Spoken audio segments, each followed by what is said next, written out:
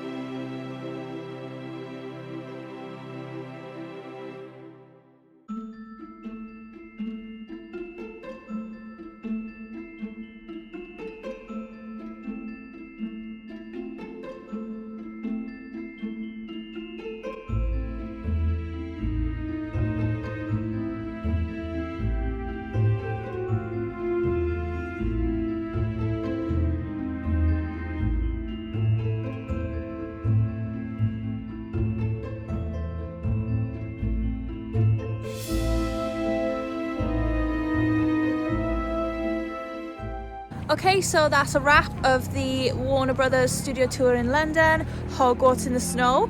It was really, really nice. I actually think I preferred it this time. I think everybody else agrees because it was all set up for Christmas. It was really nice and sparkly, and it was just really nice. We thoroughly enjoyed it again, even though we've been before once. We saw things that we might have missed last time or we forgot about. We actually spent longer this time there. I think we spent about 3.5 hours there, which was nice. So yeah, that completes this video. We hope you liked it, and stay tuned for the next one. Bye.